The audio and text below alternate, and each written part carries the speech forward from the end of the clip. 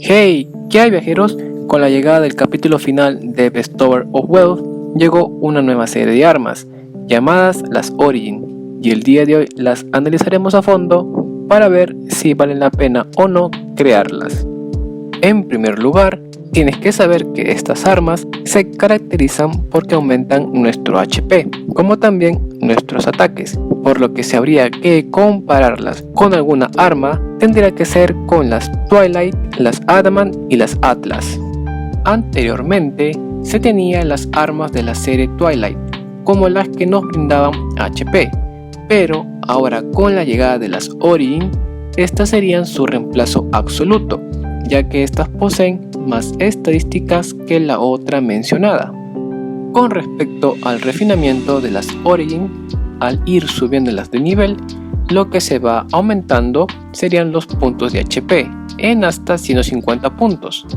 Ahora, al llegar al nivel 4, se tiene un aumento considerable tanto con respecto al ataque físico de hasta un total de 50 puntos, haciéndola un arma mejor que las Adamant por ni más ni menos que 3 puntos, por lo que se habría que escoger entre una de estas dos, pues las Origin son las que valdrían más la pena usar en combate, debido a que no solamente nos suben el HP, sino que también el ataque físico y mágico, lo cual implica que hagamos una mayor cantidad de daño al rival, como también que aguantemos mejor los golpes.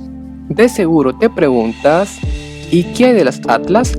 Pues aunque no los creas, las Origin también están por encima de estas, debido a que ofrecen hasta 4 puntos adicionales de ataque mágico, lo cual haría que causemos más daño al rival en combate.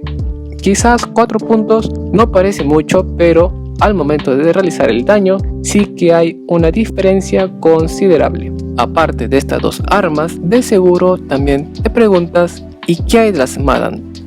Pues, ¿valen la pena crearlas?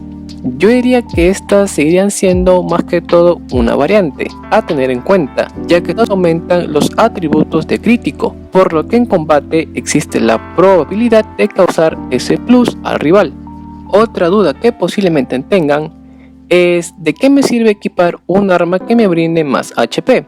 Pues tienen que saber que hay varias situaciones en donde será necesario tener un poco más de vida de lo normal, ya que en algunos combates estos serán muy reñidos y harán que te vayas para atrás cuando veas todo el daño que pueda causar el enemigo.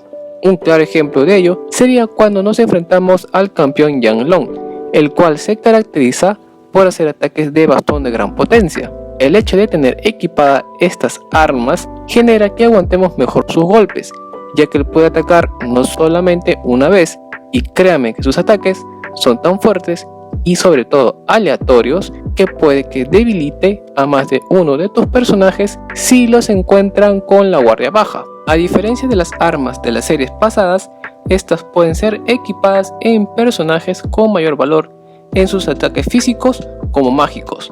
Por ejemplo, Brap es un personaje de la clase guerrero y su mayor atributo de ataque se encuentra en los golpes físicos, por lo que le conviene llevar equipado armas como de la serie Origin y las Adamant, tanto para hacer más daño como también para aguantar mejor los golpes del rival.